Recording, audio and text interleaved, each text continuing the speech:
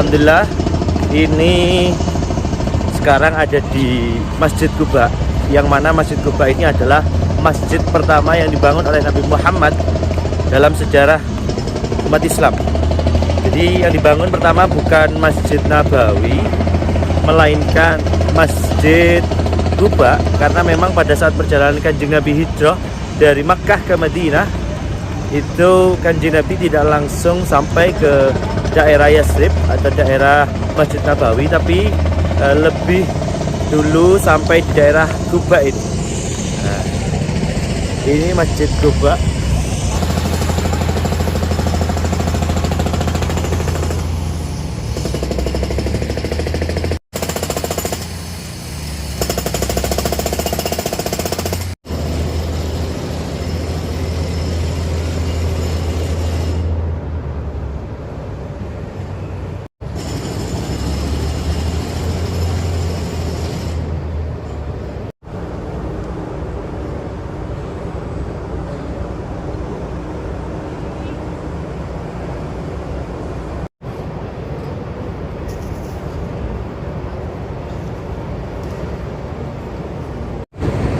Alhamdulillah, Masjid Quba.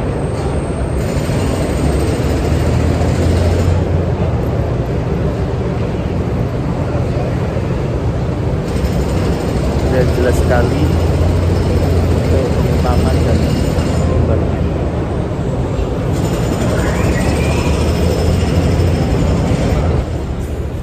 Atapnya masih menggunakan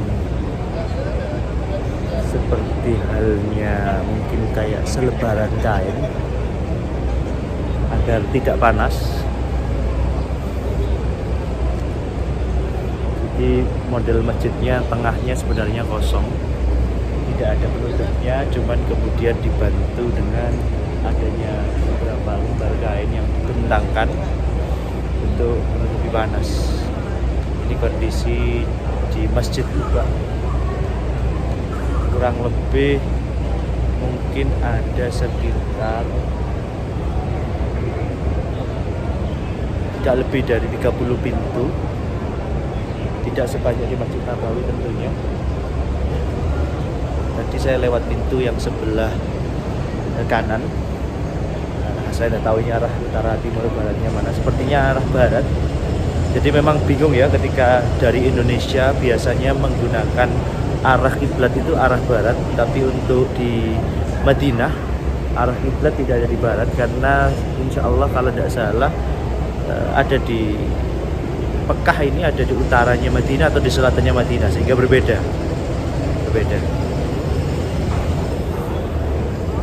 Ini bentuk masjidnya. Kita lihat, kita sisiri, coba keluar, ini masih ada yang ngecat.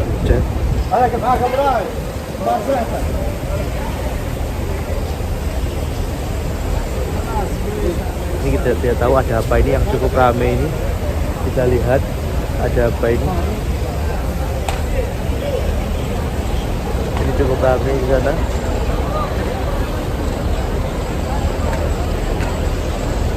Kalau tidak salah ini tempat para jamaah putri.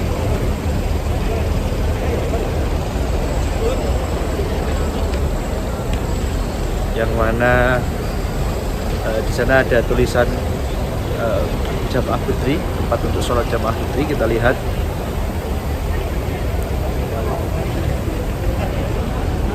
di sana. Sepertinya banyak sekali jamaah Indonesia. Dilihat dari gayanya, dari bajunya, seragam batiknya. Berikut juga bendera sebagai penanda bahwa ini rombongan agar tidak hilang. Ya, saya doakan yang melihat video ini, termasuk yang mempunyai seragam batik Yayasan An-Nadiriyah ini, bisa ketularan, bisa ikut bersama-sama dengan saya atau bersama-sama untuk ziarah ke Mekah Madinah, termasuk bisa bersolat sunnah 2 rakaat di Masjid Quba ini. Yang insya Allah pahalanya adalah sholat 2 rakaat di Masjid Quba ini setara banding dengan setara dengan umrah di Mekah.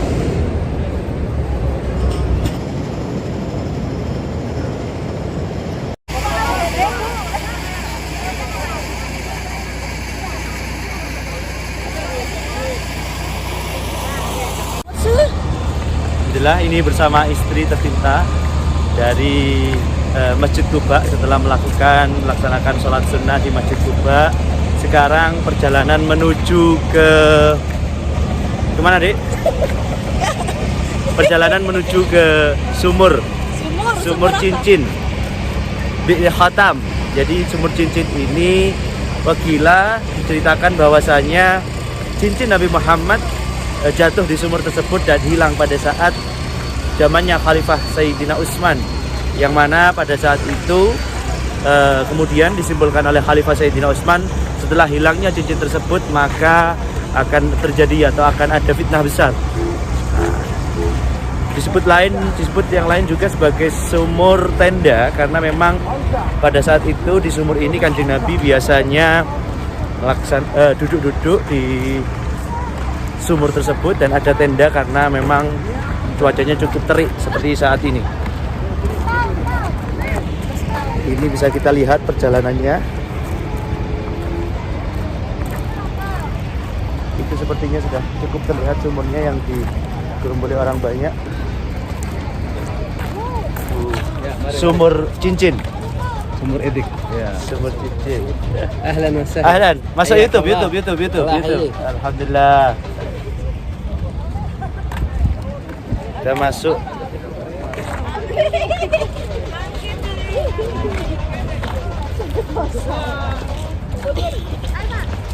Ini ada tenda-tenda seperti zaman dulu. Enak ini kalau makan. Ayo. Foto-foto mau apapun boleh, kita kumpul sebentar. Ada di tempat yang menjadi saksi dulu waktu Rasulullah pertama kali singgah waktu hijrah sampai di sebelum ke Madinah, di perkampungan Quba. Beliau datang dari arah sana, namanya Thariq Hijrah.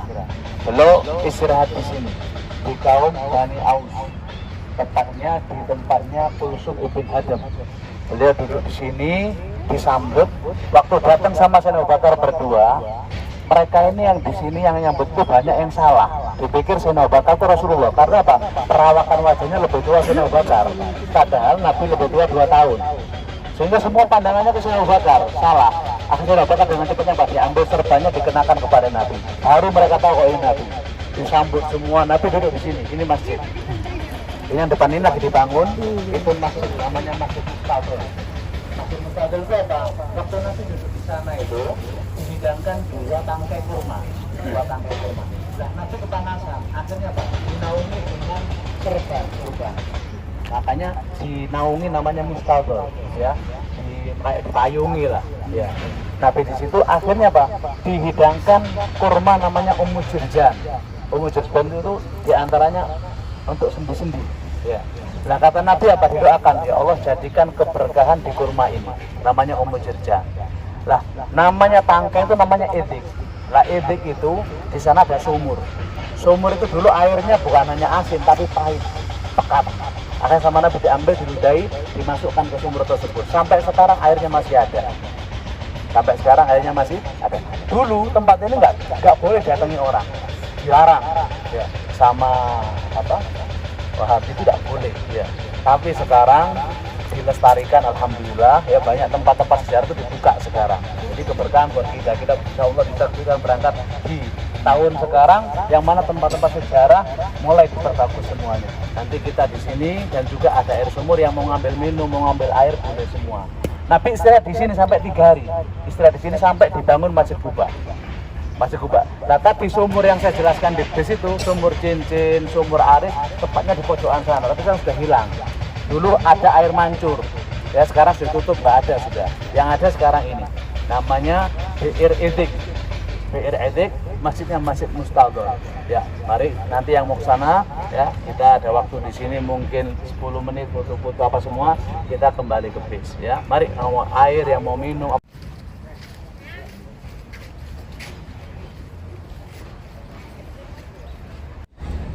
Ya, kita lanjutkan perjalanan. Ini yang tadi saya ceritakan. Ternyata sumur tenda atau sumur cincin sudah diratakan, sehingga yang ada saat ini adalah sumur Hidik, di mana Nabi Muhammad juga ada di sini waktu itu. Kita lihat sumurnya. Nah, sumurnya.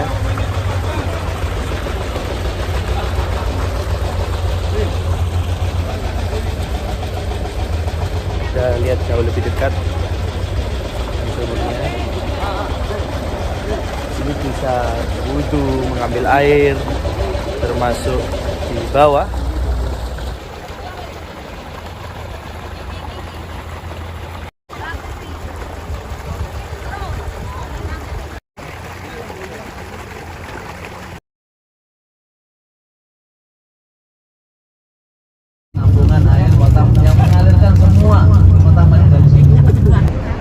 Ini ada di parkiran kebun kurma, sehingga banyak bis-bis berjejer. Bahkan ini ada sumur yang sekarang masih direnovasi sepertinya. Ya, kita akan masuk ke kebun kurma. Sini pintu masuknya.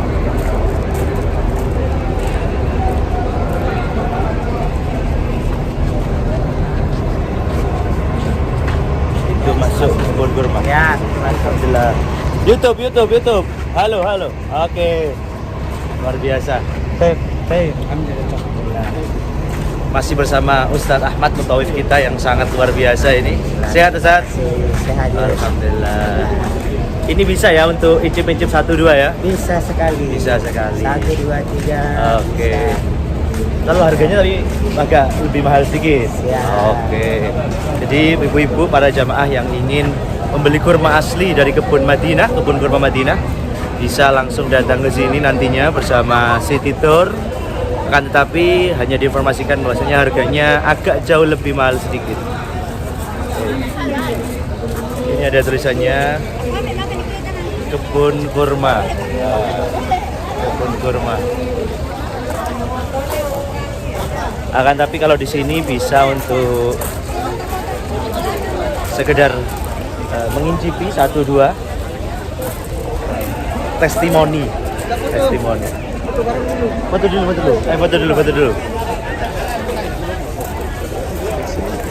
Ini sangat cukup padat para jamaah dari berbagai daerah, tapi saya lihat kebanyakan dari Indonesia.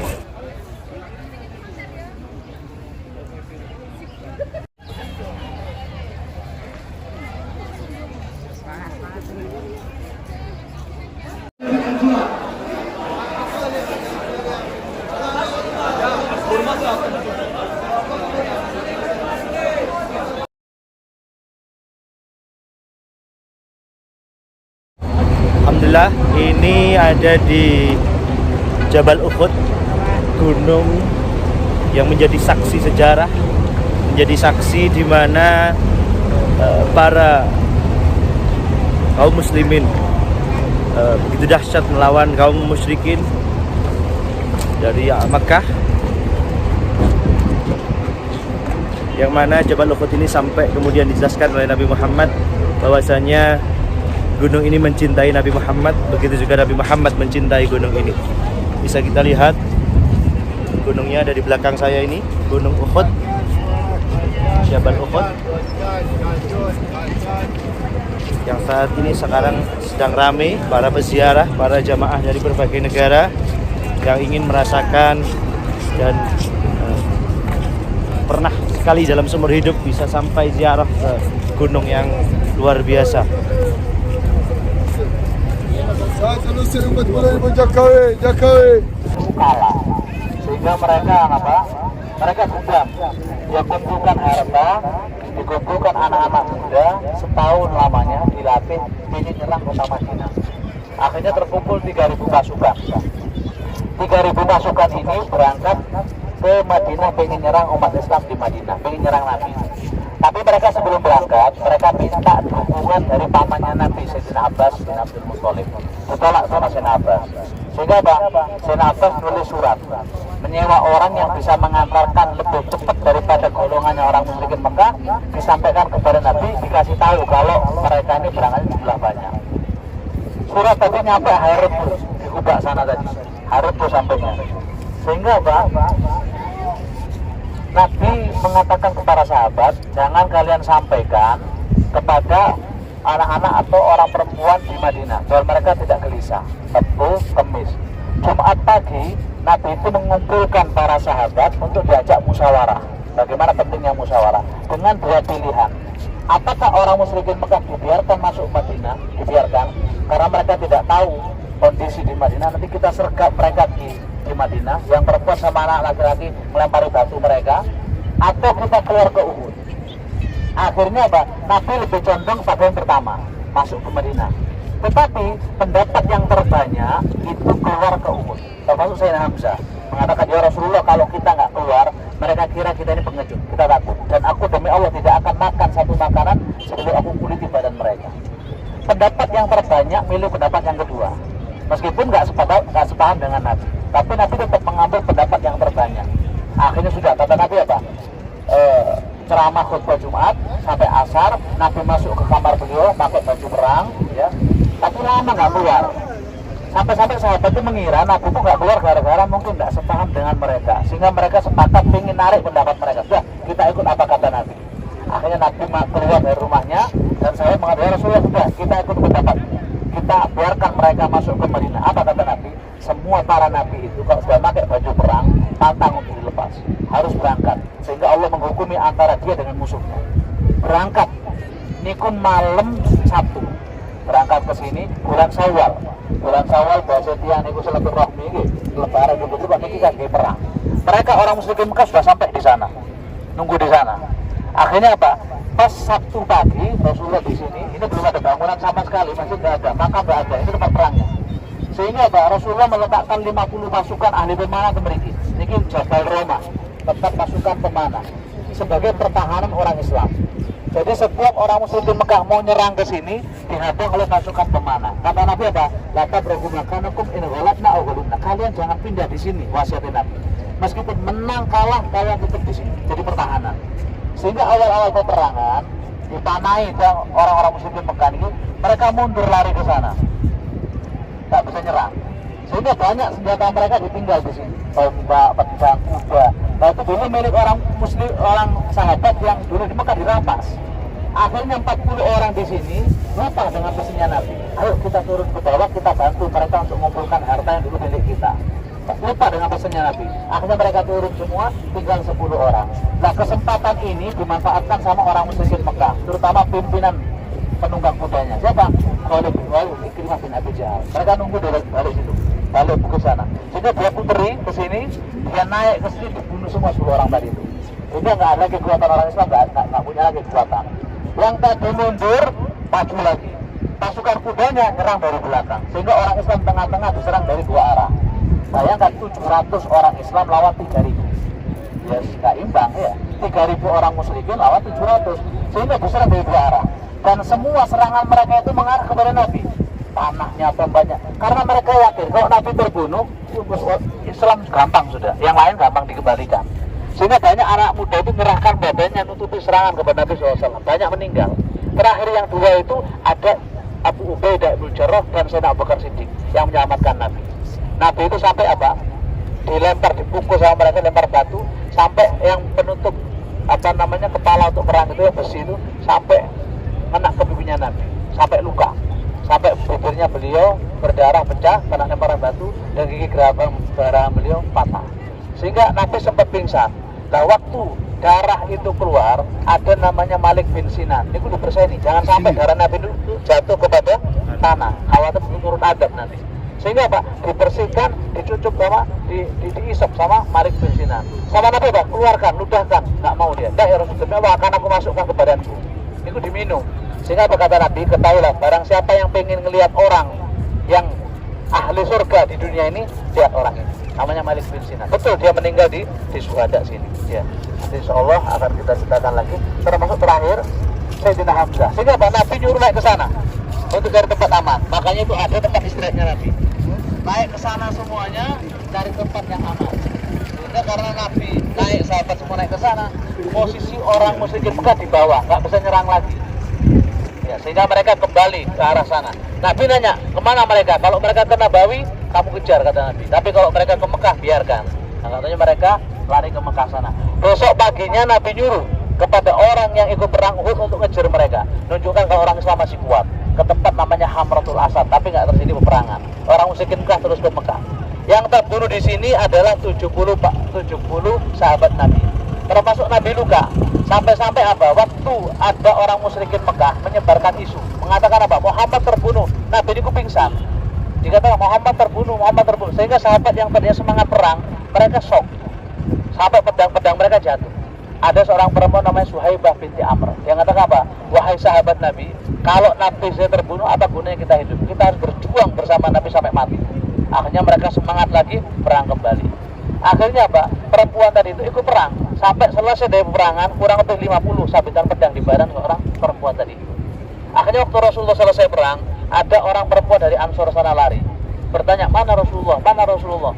Salipan sama sahabat. Dikatakan apa? Rasulullah selamat, alhamdulillah. Cuma suamimu terbunuh, saudaramu terbunuh, ayahmu terbunuh. Dia nggak menghiraukan. Dia yang cari Rasulullah. Belum melega kalau belum melihat Nabi dengan matanya. Akhirnya waktu di sini bertemu dengan Nabi apa? Dia mengatakan, ya Rasulullah, kullu musibatin ba'daka jalal. Ya Rasulullah, semua malam musibah asal tidak mengenaimu, maka bagiku kecil, ya, bagiku remeh. Nah, oleh karena itu sekarang mari kita berziarah ke makam syuhada Sayyidina Hamzah. Yang mana Sayyidina Hamzah ini papanya Nabi.